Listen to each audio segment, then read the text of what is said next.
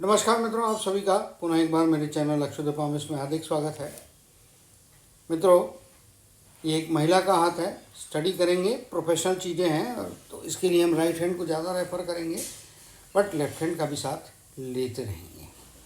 अगर स्पष्ट तौर पे देखेंगे तो गुरु की प्रधानता, सूर्य की उंगली भी अपने आप में अच्छी है, शनि की उंगली भी अच्छी है। उंगलियों के मामले में भी आप देखेंगे तो बोलने चालने में अच्छा नियंत्रण दिखाई देता है, अच्छे वक्ता हो सकते हैं।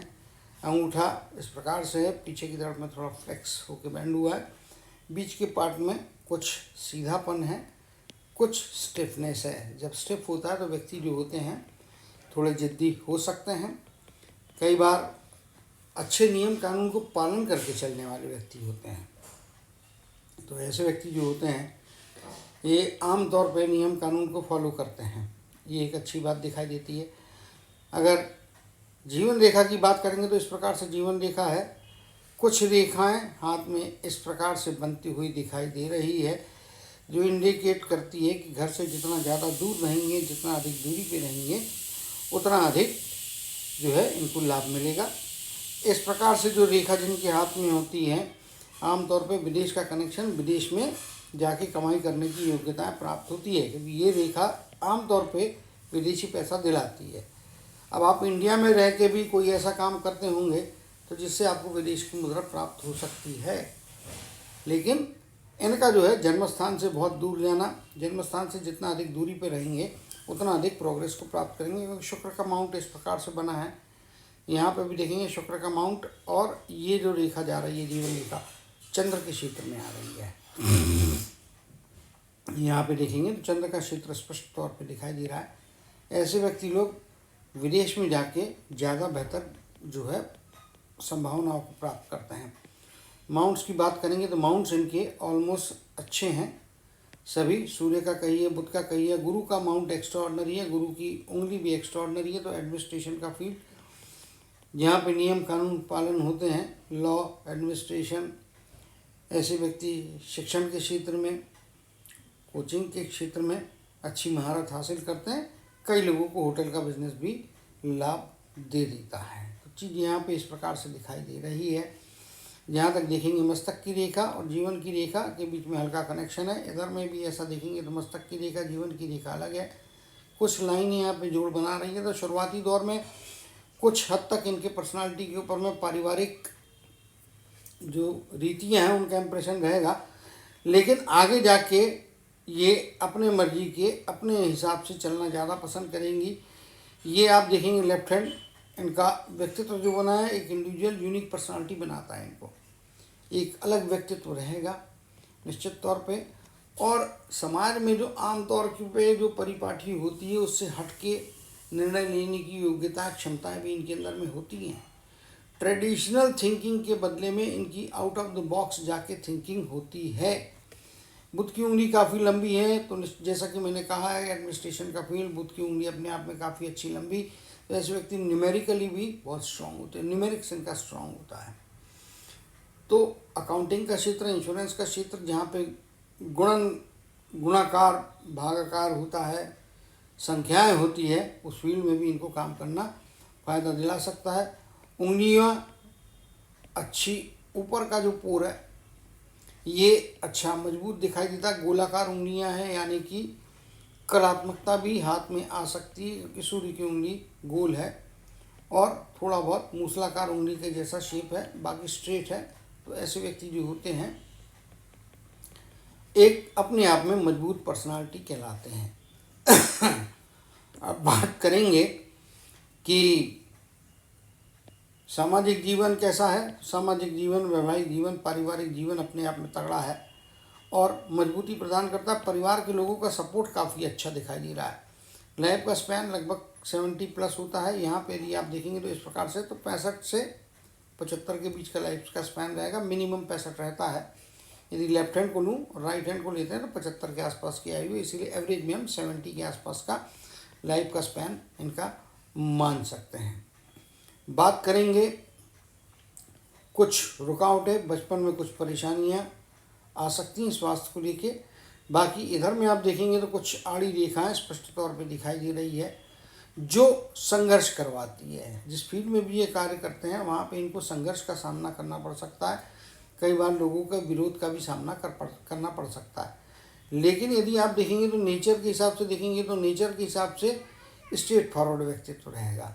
दोनों ही हाथ में यदि आप देखेंगे तो मस्तक की रेखा स्पष्ट तौर पे यहाँ पे इस प्रकार से जा रही है, इंडिकेट करती है कि डेफिनेटली जीवन में जो है स्पष्ट, स्वच्छ, क्लियर कट बोलना पसंद करते हैं और उसी प्रकार के व्यक्तियों को भी पसंद करते हैं। इनको बटरिंग करके इनके निर्णय नहीं बदलवा सकते। एक बार जो इन्होंने ठान लिया वो करके रहने वाले हैं, इसमें कोई दो मत नहीं है। जीवन में 30 के आसपास की एज कुछ ना कुछ बेहतरी दे सकती है। 35 के आसपास, 38 के आसपास कुछ रुकावटें आ सकती हैं। लगभग 23 से 24-25 पीरियड जो है यहाँ पे कुछ ना कुछ अचीवमेंट या कुछ ना कुछ उपलब्धि को ये प्राप्त करते हुए दिखाई दे रहा है। शायद शिक्षण कंप्लीट हो जाता है। 23 तो मैं ज़्यादा बोल गया, ये लगभग 22 के आसपास की एज कह सकते हैं। 22, 22.5 का पीरियड, 21.5 से 22.5 के बीच का पीरियड जो है इसमें कुछ ना कुछ प्राप्तियाँ निश्चित तौर पे हो रही है। जीवन में सर्वश्रेष्ठ उपलब्धियाँ, सर्वश्रेष्ठ प्राप्तियाँ जो हो रही हैं लाइफ में, ये जो अपॉर्चुनिटी है ये जीवन में आगे इनको ले जा रही है। यहाँ पे जो कुछ भी है संघर्ष बाहरी क्षेत्र का रहेगा। घर की तरफ से पूरा समर्थन रहेगा, लेकिन बाहर क्षेत्रों में कुछ परेशानी आ सकती है क्योंकि ये लाइनें इधर से नहीं आ रही हैं, मंगल के क्षेत्र से आती तो फिर आंतरिक दुश्मन होते हैं। ऐसे में बाह्य दुश्मन कहिए या कंपटीशन कहिए, कंपटीशन कहना ज़्यादा उचित होगा, दुश्मन कहना ठीक नहीं होगा।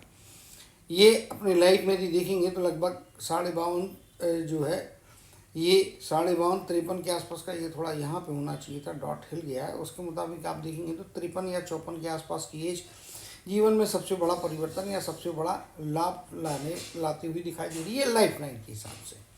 बाकी यहाँ पे भी देखेंगे तो बाहरी क्षेत्र से प्राप्तियाँ अच्छी हैं। ओल्डर एज में जाने के बाद में भी जीवन में निश्चित तौर पे प्राप्तियाँ हैं। जिस प्रकार की ये रेखा है तो ये विदेश का दिलाती है संबंध। यहाँ पे भी आप देखेंगे तो ये एक रेखा ऐसी आ रही, सीधी आ रही, ये तरफ में रेखा नहीं बनी है।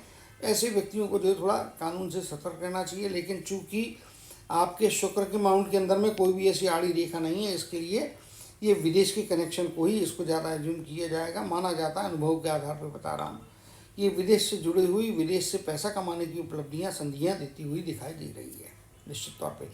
एक संभावना यहाँ पे भी है, ये जिस प्रकार की रेखा जा रही है थोड़ी आड़ी होके जा रही है, लेकिन रेखा फीकी जरूर है लेकिन अपने आप में क्षमताएं देने वाली है।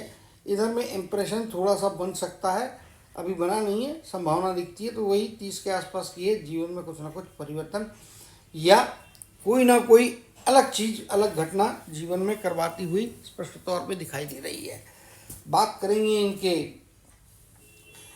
कर्म की रेखा की, तो कर्म की रेखा जो है वो निश्चित तौर पे इनके जीवन में इस प्रकार से निकल रही है। यहाँ से इंडिकेट करती 25-26 के आयु के बाद का पीरियड से आगे जाके ये आगे बढ़ रही हैं। यहाँ पे आप देखेंगे तो कर्म की रेखा राइट हैंड में इस प्रकार से बनी है, बीच में यहाँ पे फीकी हो रही है। इस पॉइंट पे 50 या 51 की एज जो है, इस एज के दरमियान में थोड़ा कुछ ना कुछ इनकम में कमियां आ सकती हैं। इसमें जो है संभावना उस प्रकार की दिखाई दे रही है डेफिनेटली। और जो अभी इनकी रनिंग एज है मेरे हिसाब से 30, 31, 32 के आसपास का पीरियड, तो यहाँ पे ये जो लाइन है ये इस प्रकार से चालू हो के ऊपर की तरफ में जो जा रही है, शायद 32 के 33 के आसपास की एज कुछ ना कुछ प्राप्तियाँ करा सकती हैं। यहाँ पे हम देखेंगे तो इम्प्रेशन ही बन रहे हैं। ये ऊपर जाती हुई रेखा अपॉर्चुनिटी की ऐसी कोई खास दिखाई नहीं दे रही है, इसीलिए 22 से 23 के आसपास का पीरियड यहाँ पे ये जो है इधर में 20 के आसपास का दिखा रहा है। लेकिन यहाँ पे यदि आप देखने को जाएंगे तो ये 22 के आसपास, 21.5 से 22.5 जैसा कि मैंने बोला, यहाँ पे कुछ ना कुछ चीज़ ऐसी होगी जो इनके भविष्य को आगे निर्धारित करके आगे ले जाने की योग्यता, क्षमताएँ देती है। ये 35 से चालू हो रही है, यहाँ पे इस प्रकार जा रही है, एक रुकावट, फिर यहाँ पे रेखा फीकी हो रही है। 58-59 की एज, अधिकतम 60 की एज तक ये काम करेंगी। उसके बाद में जो है रिटायरमेंट या आराम की ज़िंदगी, अपनी व्यक्तिगत रिक्वायरमेंट के हिसाब से जीवन जिएंगी। इस हाथ को यदि यहाँ पे मैं देखता हूँ तो यहाँ पे रेखा इतने भाग में स्पष्ट दिखाई दे रही है।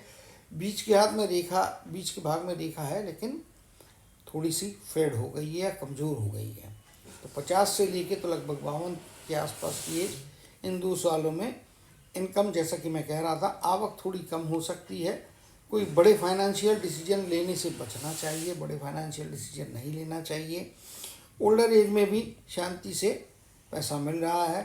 सूर्य के क्षेत्र में कुछ रेखाएं बन रही हैं, यहाँ पे भी आप देखेंगे सूर्य के क्षेत्र में कुछ रेखाएं, बट एक वलय भी आधा निर्मित हो रहा है। यहाँ से हार्ट की लाइन जिस प्रकार से माइंड लाइन की तरफ में जा रही है लेफ्ट हैंड में, लेकिन राइट हैंड में बहुत फीका है और ये इस प्रकार से यहाँ पे बन रही है। तो कुछ भौतिकतावाद हावी रहेगा, भौतिकतावादीपना तो रहेगा, इसमें कोई दो मत नहीं है, यहाँ पे स्पष्ट तौर पे दिखाई दे रहा है।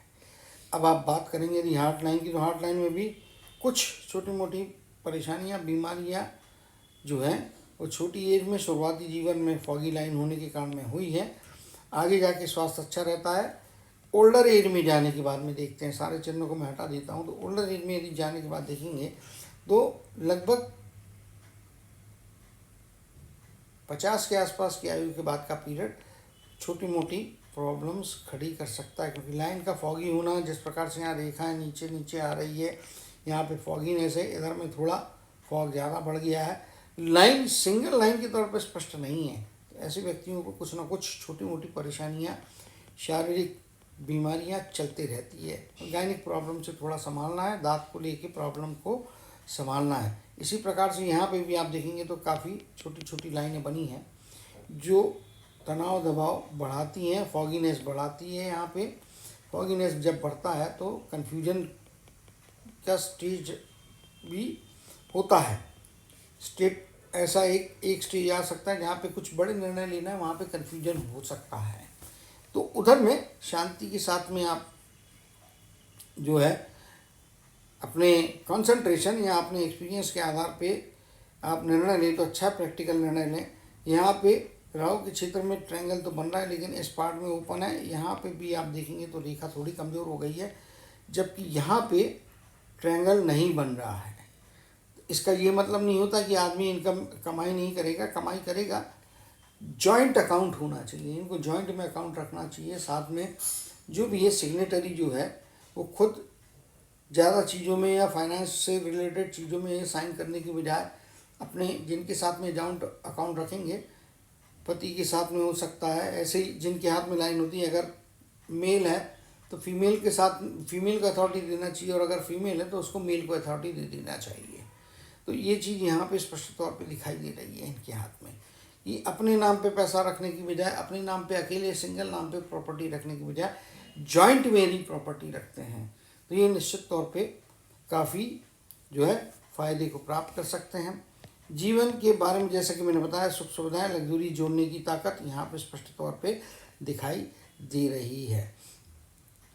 गुरु का पर्वत अच्छा है तो परिवार में इनके डिसीजंस का या इनके क्या कहते हैं ऑब्जर्वेशंस को वेटेज रहेगा, बात इनकी मानी जाएगी।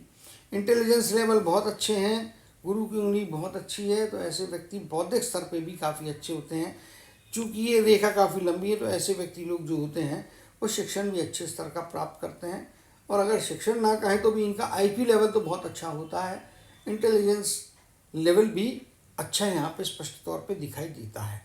तो कुल मिला के यदि हाथ की संभावनाओं को देखेंगे तो यहाँ पे ट्रायंगल बन जा रहा है। ये जिस प्रकार की रेखा है, ये जिस प्रकार की रेखाएं हैं, यहाँ पे से ऊपर रेखा जा रही है, तो इंडिकेट करती है कि जन्म स्थान से दूर विदेश का कनेक्शन जीवन में निश्चित तौर पे इफेक्टिव हो सकता है, इम्पैक्ट दे सकता है। इवन जरूरी नहीं है कि देश के बाहर ही हो। जैसे आपका जन्म बम्बई में हुआ है तो एस्ट्रोलॉजिकली यदि लंबा डिस्टेंस, या आपका जन्म मुंबई में हुआ और कलकत्ता और गुवाहाटी में भी रहते तो वो आपको विदेश के परिणाम दे सकता है। अगर आपका जन्म दिल्ली में हुआ है और आप तिरुवनंतपुरम या चेन्नई की तरफ में जाके कार्य करते हैं तो वो भी इक्वलेंट टू विदेश माना जाता है, क्योंकि डिस्टेंस लंबा है।